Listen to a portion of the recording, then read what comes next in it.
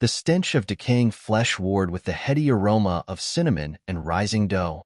Max Madigan, sweat beading on his brow despite the air conditioning struggling against the summer heat, slammed the oven door shut. Voilà. 10 dozen buttery croissants, ready to melt in your undead mouths? He peered nervously through the bulletproof glass window at the throng outside. A shambling mass of formerly human forms, their faces contorted in eternal hunger pangs, pressed against the bakery's defenses. Max shuddered. Just another glorious opening day at Zombieland Bakery, he muttered to himself. Fiona Fairchild, his best friend and resident mad scientist, bounded into the kitchen, a mischievous glint in her eye. Her usually pristine lab coat was splattered with a suspicious green goo. Good news, Max.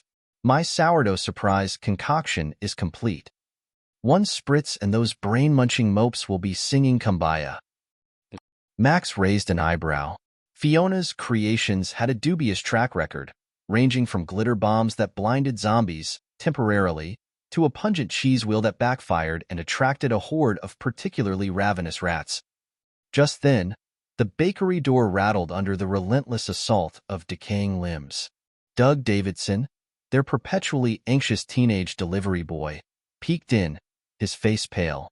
"Guys, they're getting insistent," he squeaked, clutching a rolling pin like a security blanket. Max sighed. "All right, team. Let's show these shuffling snacks what Zombieland Bakery is really made of." He grabbed his trusty rolling pin, a gift from his grandmother emblazoned with the words, "Love and Flour." Fiona hefted a super soaker filled with her dubious concoction, and Doug, with a squeak and a determined glint, squared his shoulders. The battle for Zombieland Bakery had begun. It was going to be a messy, hilarious, and surprisingly delicious apocalypse. Max, Fiona, and Doug braced themselves as the zombies clawed at the door, desperate for their next meal. The glass was holding, but the hungry moans grew louder, more insistent. Max whispered to the croissants, "Just a little longer, my beauties." Fiona approached the window, her super soaker gleaming in the neon lights of the bakery sign. "Ready?" Max asked, his rolling pin at the ready. She nodded, a wild look in her eye. Max whispered to Bub, "Remember, Bub, stay safe." The sloth nodded solemnly and retreated to his hiding spot, a basket of mangoes by his side. With a flourish, Fiona pulled the trigger, and a mist of green goo sprayed the zombies. The effect was instantaneous. They froze, their mouths dropping open in shock. Then, one by one, they began to sway, their limbs flailing as if they were doing the Macarena. The trio stared, bewildered, until Max snapped out of it. "Well, it's not a cure, but it's a start." Doug, the designated lookout, let out a squeak. "They're breaking through." The glass cracked and shattered, sending shards raining down onto the linoleum floor. Max and Fiona sprang into action, Max swinging his rolling pin with the grace of a ballet dancer and Fiona spraying her sourdough surprise with the precision of a maestro. The zombies, mid-dance, stumbled and fell, their brains fried by the concoction. As the last zombie dropped, the three friends collapsed into a fit of laughter, the absurdity of the situation finally catching up to them. Max wiped a tear from his eye. "Well, we've got to bake faster than they can break in." He handed Fiona a fresh apron and nodded to the kitchen. "Let's get to work on those donuts before we're all out of luck."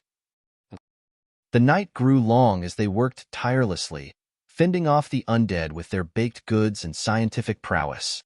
Each victory brought a new challenge, a new zombie, and a new reason to laugh in the face of the apocalypse.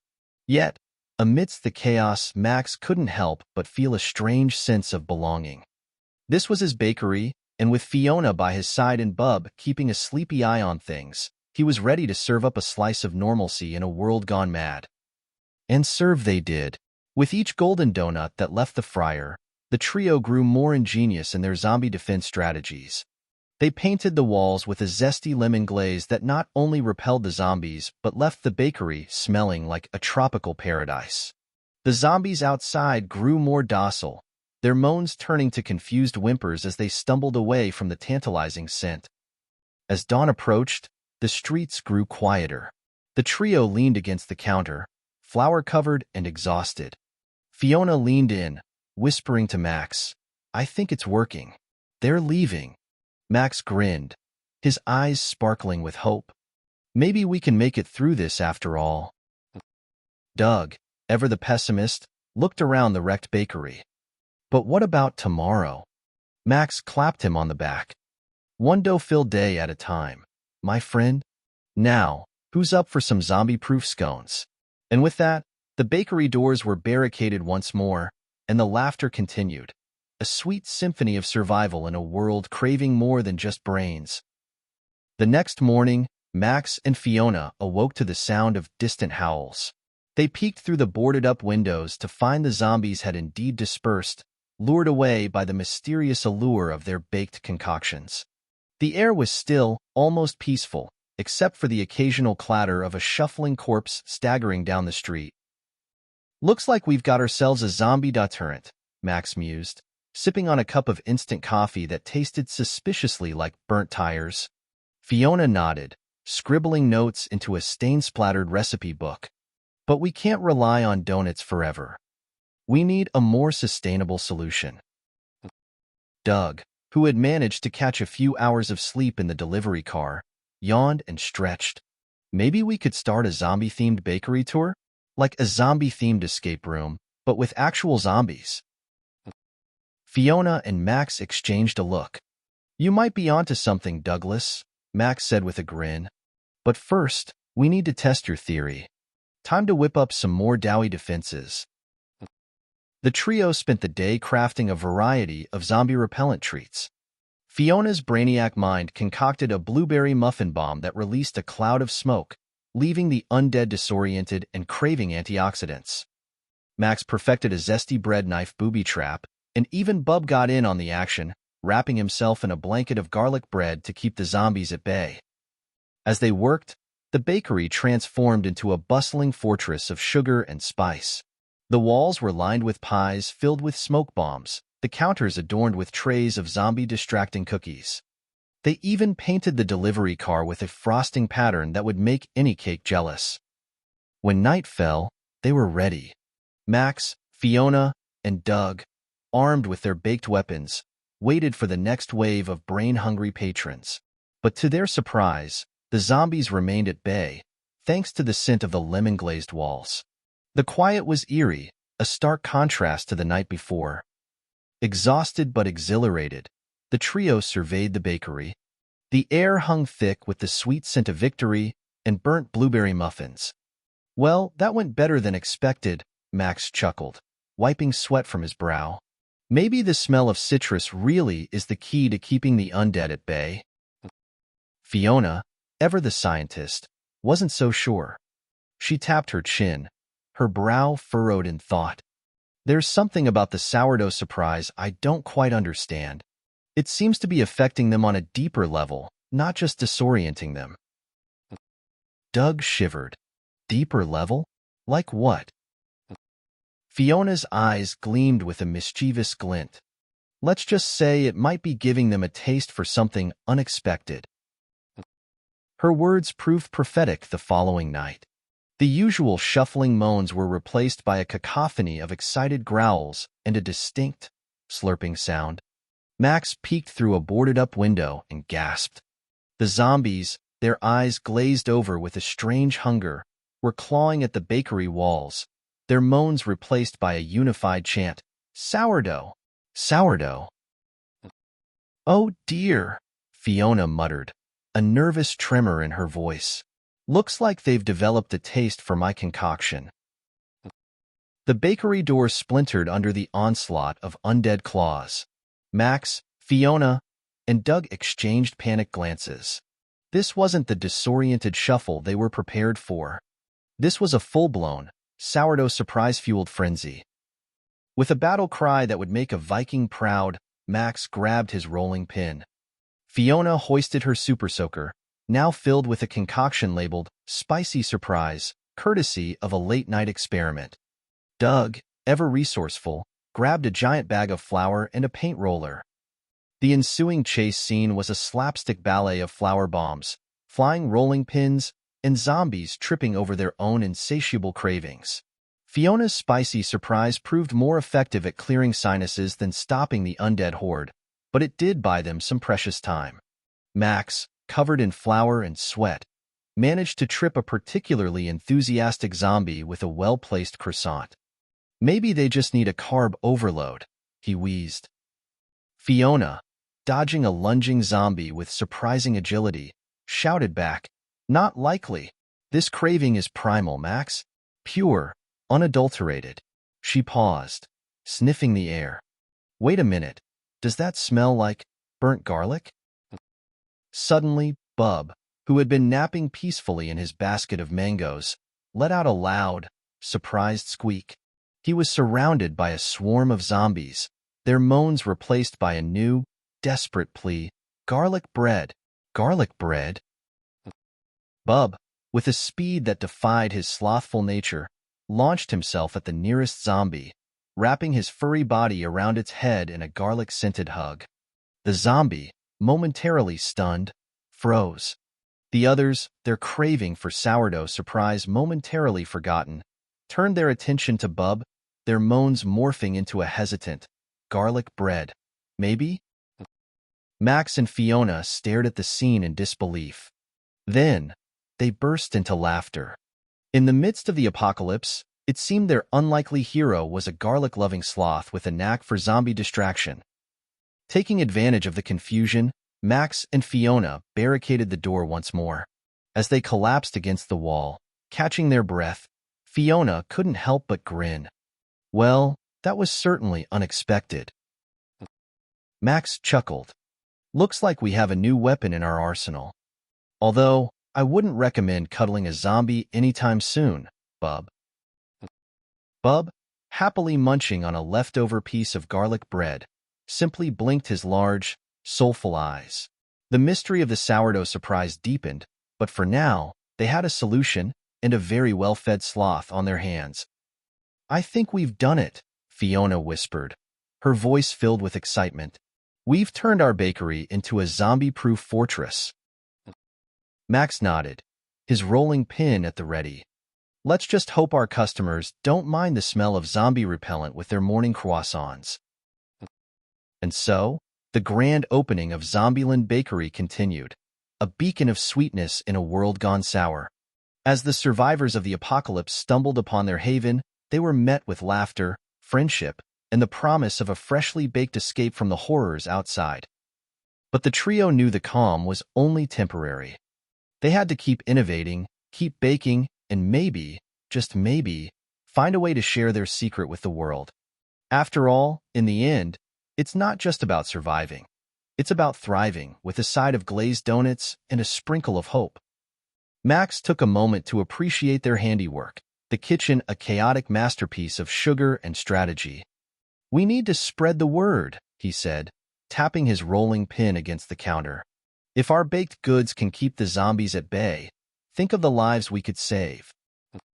Fiona's eyes lit up. "I've got it. We'll start a YouTube channel." She wiped her hands on her apron and dashed to the office, returning with a dusty old camera. "We'll show the world our zombie-proof baking techniques." Doug's eyes widened.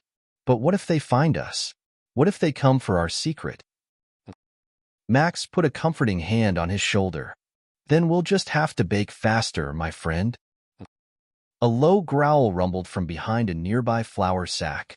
Fiona and Doug froze, eyes darting towards the sound. Max chuckled, reaching down and pulling out Bub, who was sluggishly chewing on a particularly stale croissant. "Don't worry, guys," Max reassured them, brushing flour off the sloth's fur. "Bub just has a thing for carbs these days, especially the kind that used to be people." Fiona and Doug exchanged horrified glances.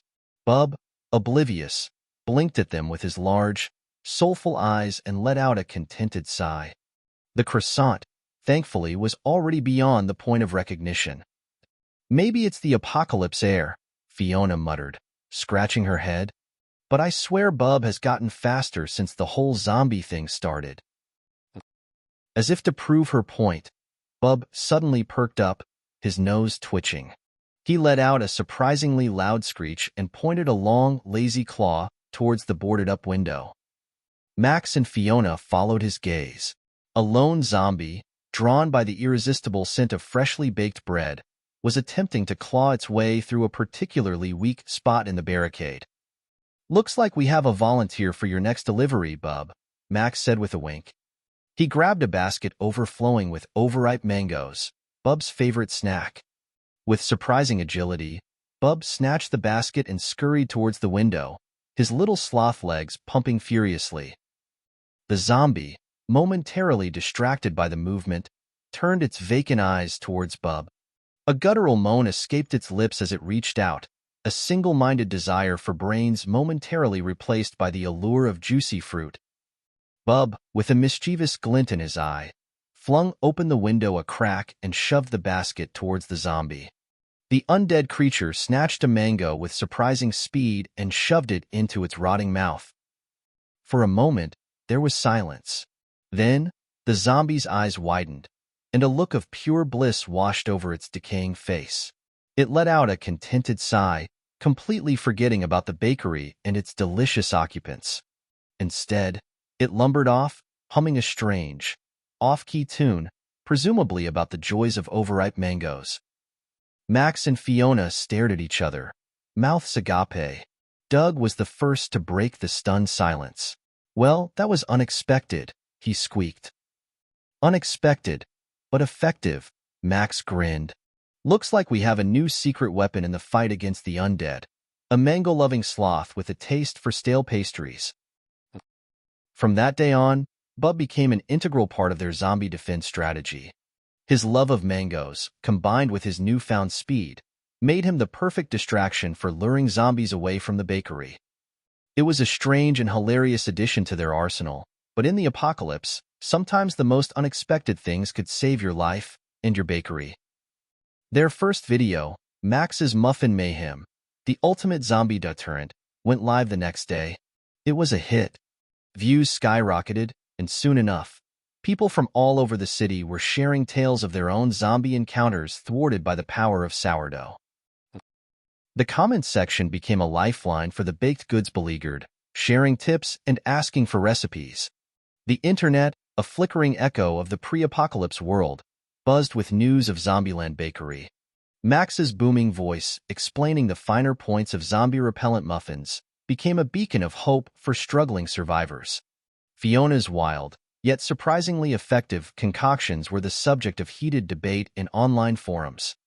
Even Bub, with his perpetually bewildered expression, achieved a certain internet fame. Survivors from all over the city started posting videos of their own creations, from cinnamon roll catastrophe, a distraction for the horde, to garlic bread barricade blues. Max and Fiona watched in awe as their technique spread, each viewer becoming a tiny soldier in the war against the undead. The bakery's YouTube channel, aptly named Zombieland Bakery, Baking Your Way to Survival, exploded in popularity. Max's flamboyant flourishes and Fiona's mad scientist explanations became an unexpected hit. Their most popular video, Bub's Surprise Scone Toss, a guaranteed crowd dispersal method, featuring a surprisingly athletic sloth launching blueberry scones at unsuspecting zombies, garnered millions of views. The impact wasn't just virtual. Communities far and wide began incorporating the bakery's techniques. In the Fenced-In Farmers, a group of survivors living in a repurposed greenhouse, Fiona's sourdough surprise recipe, with a few modifications to avoid attracting rats, became their secret weapon, creating a pungent fog that disoriented the undead. Meanwhile, the Rolling Pin Renegades, a motorcycle gang with a heart of gold and a love for pastries, took inspiration from Max's rolling pin mastery. They fashioned custom-made rolling pins from scavenged metal, turning them into surprisingly effective zombie-bashing weapons. The bakery's influence wasn't limited to defense. Max's Butterscotch Brilliance, a recipe for hope video, which focused on the simple joy of baking, sparked a movement. People started sharing photos of their own creations, a testament to the human spirit's ability to find solace in even the direst circumstances. News of the Zombieland Bakery's success reached even the most isolated outposts. Whispers of a magic bakery that fought zombies with bread and laughter spread like wildfire. It was a beacon of hope in a world shrouded in despair, a testament to the power of community and the unexpected heroes who rose from the ashes. The bakery's popularity grew, not just for its zombie-proofing prowess, but for the camaraderie and warmth it brought to the cold, hard world of the apocalypse.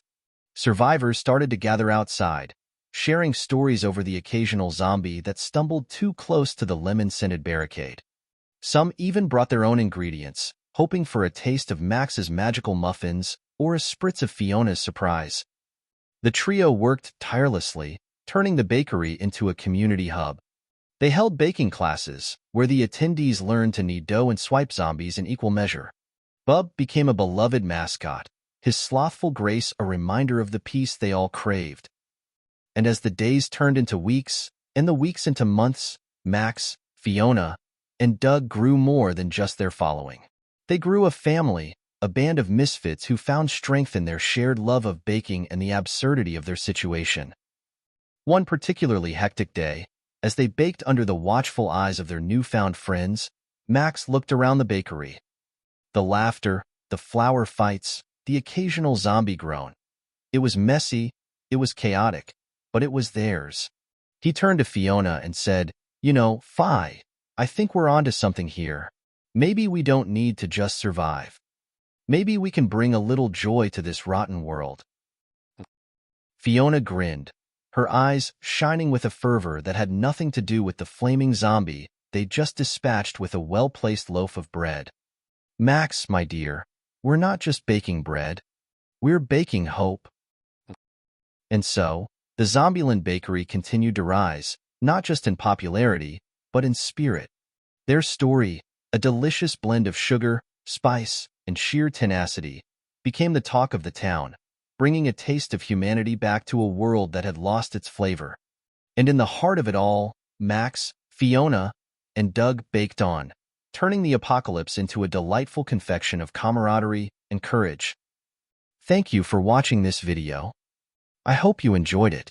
If you did, consider subscribing to stay updated with our latest stories, give us a like if you want to see more, and drop a comment below to let us know your thoughts.